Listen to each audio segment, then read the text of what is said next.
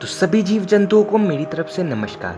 Chapter चल रहा है हमारा the rise of nationalism in Europe. पिछले वीडियो तक हमने इस चैप्टर से जुड़ी कुछ फालतू बातें करी थी, पर मुद्दे की बात करेंगे हम इस वीडियो से। तो मिलाइए ताल से ताल और शुरू करते हैं आज का बवाल।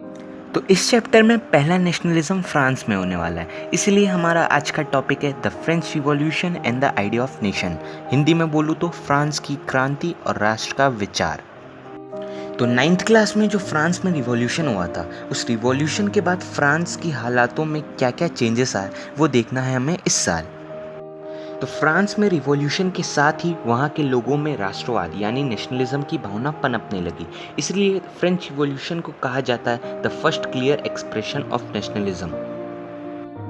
तो फ्रांस के रिवॉल्यूशनरीज क्रांति करने के बाद बोर हो चुके थे, तो उन्होंने सोचा क्यों ना अब हम फ्रांस के लोगों को एकजुट करें, जिससे लोगों में सेंस ऑफ कलेक्टिव आइडेंटिटी लाए।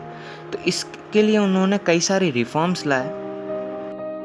तो सबसे पहले इन्होंने ला पात्रे और ला सिटियोन का आइडिया इंट्रोड्यूस किया।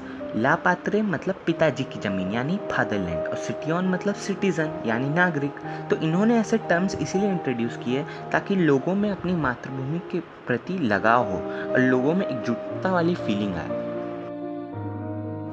इसके बाद इन्होंने एक नया फ्रेंच फ्लैग इंट्रोड्यूस किया। इन्होंने एक नई नेशनल असेंबली भी फॉर्म करी।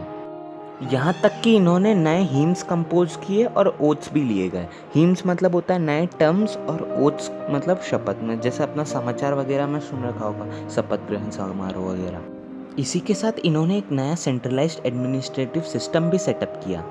इंटरनल कस्टम ड्यूटीज डिस्करेज करी और ड्यू को अबॉलिश कर दिया। इन्होंने यूनिफॉर्म सिस्टम ऑफ वेट्स और मेजर्स लाया, जिसमें इन्होंने सारे मेजरमेंट सेम कर दिए, जिससे ट्रेडर्स लोगों को दिक्कत ना हो।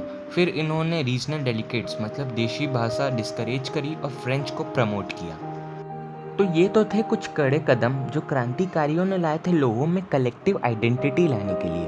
पर अब यहाँ से जो नेशनलिज्म यानी देशभक्ति की भावना थी, वो फ्रांस से यूरोप के अलग अलग जगहों में फैलने लगी थी, जाने लगी थी। अब ऑफकोर्स उसके पैर तो थे नहीं, तो चल के तो जाएगी नहीं, तो ये जा रही थी फ्रांस आर्मीज़ के द्वारा, क्योंकि उस टाइम तक अब नेपोलियन का राज आ चुका था फ्रांस में, और नेपोलियन की महत्वाकांक्षा थी कि वो यूरोप के अलग अलग टेरिटरीज़ को कैप्चर करना चाहता था।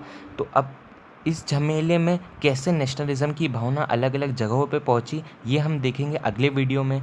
तो वीडियो के अंत में सबके लिए एक डेयर, वीडियो पसंद आया तो करो सब्सक्राइब, लाइक, शेयर। मिलते हैं अगले वीडियो में, तब तक के लिए बाय।